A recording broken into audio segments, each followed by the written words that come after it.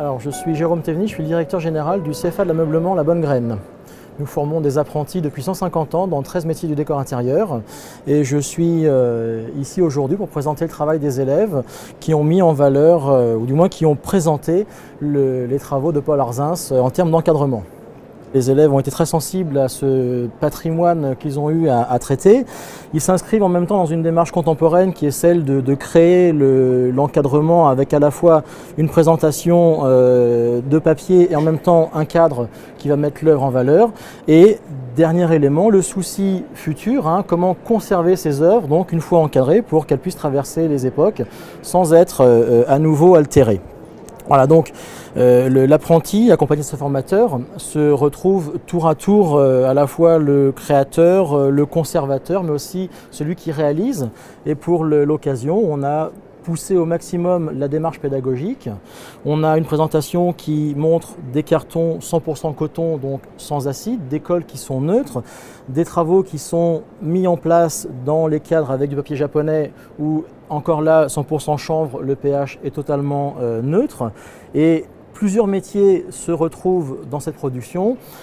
Des encadreurs évidemment qui préparent le sous-verre et les cartons, des ébénistes qui vont faire la moulure. On a même une création à ce moment-là d'un outil spécial, je vous l'ai apporté, un fer, voilà, qui reproduit la moulure et en fait les élèves eux-mêmes l'ont baptisé le fer Arzins. Donc il y a une moulure maintenant dans notre stock d'ébénisterie qui s'appelle la moulure Arzins et les doreurs à la feuille sont venus finir le travail en rappelant le motif de la voiture baleine du départ. Vous voyez que le fer est profilé un peu comme le nez de la voiture et la couleur argentée a été reprise pour rappeler la carrosserie du véhicule. Le seul motif, le seul dessin d'origine qui est celui-là où on voit la voiture entière sur un calque a été mis dans un cadre différent avec une bordure en or pour donner le côté précieux. C'est le trésor de la collection, donc on l'a fait en décalage avec les autres.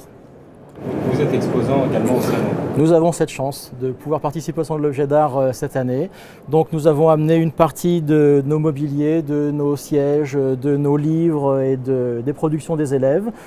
Certains d'entre eux sont ici pour faire des démonstrations, notamment d'encadrement et de dorure qui sont les deux métiers principaux qui ont été réquisitionnés pour la performance autour de Paul Arzins. Et nous sommes ravis de montrer la transmission des métiers à travers des salons prestigieux comme celui-ci. Merci beaucoup.